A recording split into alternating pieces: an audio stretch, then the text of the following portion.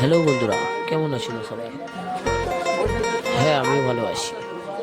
তো বন্ধুরা, প্রথমে আমার ভিডিওটা সাবস্ক্রাইব আর লাইকটা করে দেবে। স্ক্রিনে ডবল টাচ করে লাইক করে দেবে। তো বন্ধুরা, প্রথমে আমি তোমাদের একটা ভিডিও অনুযায়ী একটা ভালোবাসার কথা বলছি। তো বন্ধুরা, পুরো শুনে যাবে ভিডিওটা, আর লাইক তো করে দেবে একবার যদি ভালো লাগে। প্রথমে একটা মেয়েকে দেখলাম।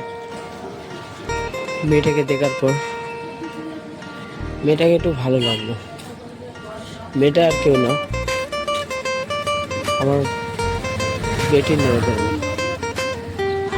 জাস্ট ওকে দেখার পরে মনে যেন একটা ফিলিংস জাগলো যে মেয়েটাকে আমি ভালোবাসি। তো আমরাও ছেলে দেখার পরেই কাজ শুরু করে দিলাম, মানে প্রেম করার জন্য।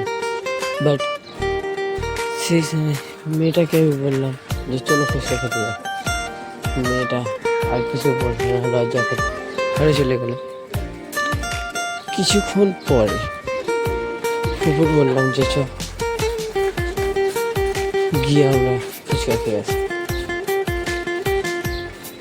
তারপরে গেলাম ফুচকা খেতে। যাওয়ার সেই সময় ফুপু, আমি আর ওই মেয়েটার নাম ছিল তামান্না, সরি আগে বলতে ভুলে গেছে। জাস্ট দেখার পরে মেয়েটাকে যখন আমি দেখলাম যে ফুচকা খাচ্ছে, আর ফুচকার দোকানে একটা মেয়ে ছিল।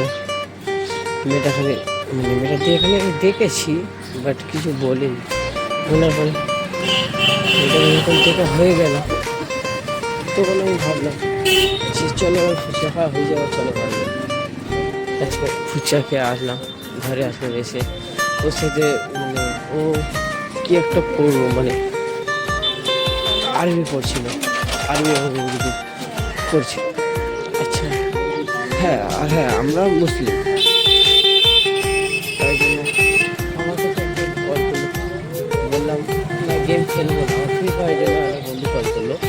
বললাম না গেম খেলবো না। কিন্তু তারপরে মেয়েটার হাতে আমি হাত রাখলাম, কিন্তু মেয়েটা লজ্জা করার পরে মেয়েটা যখন হাতটা টেনে নিল, আমি আবার হাত দিলাম। মেয়েটা আর কিছু বলতো না, জানে আর হাত সরালে ফের হাত দেবে, তার জন্য আর অত চেষ্টা করিনি। কারণ মেয়েটাও জানতো যে উনিও হ্যান্ডসাম আছে, আমিও দেখতে ভালো, উনিও দেখতে ভালো, হয়ে যাবে। আর হ্যাঁ, তার আগেও আমি আমার বেটিটাকে বলেছিলাম যে এই মেয়েটাকে আমার পটিয়ে দাও। মেয়েটাকে পটিয়ে দিল। দেওয়ার পরে যখন ভালোবাসায় পড়ে গেলাম, ওর মারা ওকে ডেকে নিল, ওর লাইফে চলে গেল, আমি ওর লাইফে চলে গেলাম। মনটা জানি না কেন এত কষ্ট পাচ্ছে, কেন এত হচ্ছে। একদিনের ভালোবাসা এত দূর অব্দি যেতে পারে, তার জন্য করতে পারে আমি কিছু করারই ছিল না। ফেসবুকে ওর নাম সার্চ করলাম, পেলাম না। তারপরে এপিসোড দেখার জন্য আমাদের চ্যানেলটা সাবস্ক্রাইব করে লাইক করে দেবেন।